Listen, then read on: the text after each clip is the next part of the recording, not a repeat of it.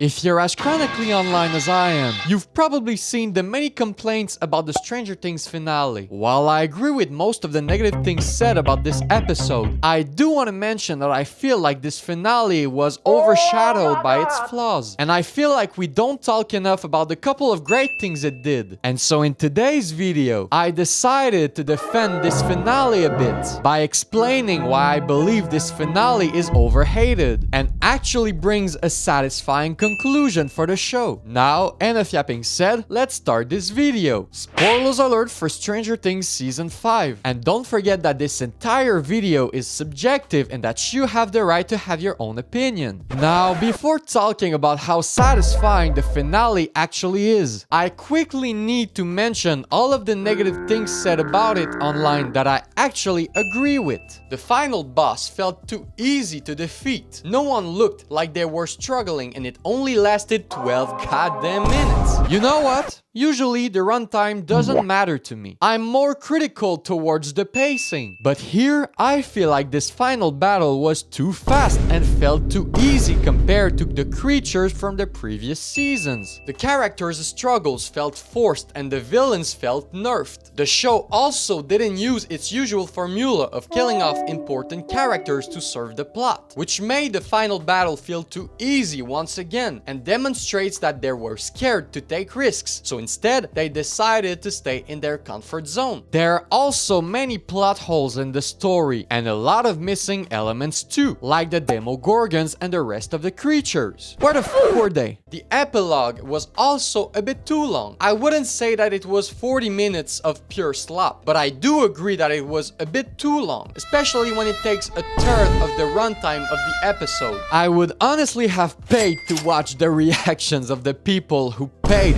to go watch the finale in the theater when the main crew defeated Vecna after 12 minutes and when they realized that the episode wasn't over yet and that they still had a long way to go. This shit must have felt terrible. I'm sorry to anyone who spent money on this. And finally, yes, overall this final episode was underwhelming in terms of climax. The build up to the final battle felt underwhelming, seeing how easy it was to defeat Vecna and the Mind Flayer with the power of friendship. Now I believe that's all I have to say about the flaws of the finale in short. So now let's move on to me yapping about why I actually liked how the show concluded. So yes, the epilogue lasts 40 minutes, which is a lot, like I said, but at least they used this time to conclude the journeys of the main characters of this show. They gave them time to establish their plans for the future and what they were doing 18 months after Vecna's death, which brought closure to their storyline. It was satisfying to see these characters we love having a nice and positive discussion together after all that's happened to them. The finale also ended with a Dungeons and Dragons game, which is reminiscent of the main characters' personalities. They started their journey as young nerds playing D&D in a basement and ended their journey the same way. It's like poetry, it rhymes. They even passed on this hobby to a new generation of players, which is quite symbolic if you would ask me. The way they placed back their book on the shelf was a pretty good way to say goodbye to their journey. It's kind of metaphorical, you know? Now let's talk about the most debatable aspect of this finale.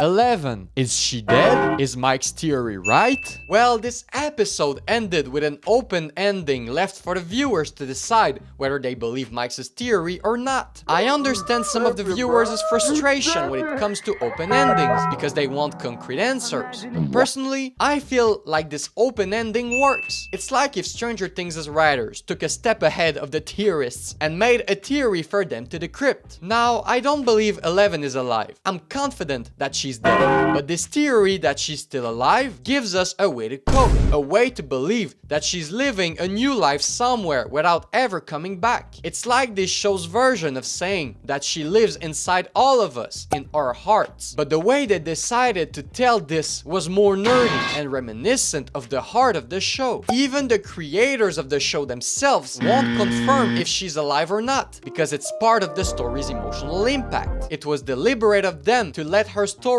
open like this, so she could somewhat preserve her legacy. Now, with all the characters surviving the finale, well, Most of them. We can say that no one has a bad or useless ending. No one died for nothing. And I think the only way they could have made someone's death useful or impactful was to make a useful sacrifice out of their death. But again, the survival of the main characters helped to support the overall messages of the show. Yeah, I know, a story about the power of friendship is quite stereotypical and overused nowadays, but I think most of them still bring up a nice morale at the end of the day. What should define how well made these types of stories are is their execution. I think this show having a good ending with everyone helping each other kill Vecna and closing up the Upside Down is nice, because it supports the overall message of this show again, which are growing up, moving on, making friendships, etc. I don't think this show deserved a bad ending, and you know what? At the end of the day, I'm happy to see these characters grow up. I'm happy to see these characters evolve in this world, despite this traumatizing adventure they went through. Overall, I found the ending pretty symbolic, and I think it gives hope to a generation of people. Every character had a great and satisfying closure for their storyline. Even if Eleven's situation is debatable, I think it's this kind of ending that will keep the show alive for a long time, and that will satisfy the people who have grown up watching this show like me. And so, to conclude this video, did I like Stranger Things Season 5? No, but that doesn't mean that the conclusion was as bad as the overall season itself. I find the closure for this show to be pretty satisfying, joyful, and open for interpretation, which will keep the discussion about this show alive for a little bit longer. It's pretty symbolic, metaphorical, and it's reminiscent of the soul and the foundation of this show, which I respect a lot. Could it have been better? Absolutely. But in a world where people complain about the smallest things, I think we should enjoy the ending we got and let this franchise rest in our minds, at least until Netflix releases new Stranger Things spin-offs. That's right, the main show is officially over, but there are at least 2 new shows coming up in the next few years from the Stranger Things franchise. And so yeah, here's a new franchise that's joining the milk train. What did you guys think of Stranger Things Season 5 and its finale? Tell me your opinions in the comment section down below. If you enjoyed this video, make sure to subscribe to this channel. It really helps small creators like me. Leave a like or dislike if you want, and I hope to see you guys in the next one. See ya!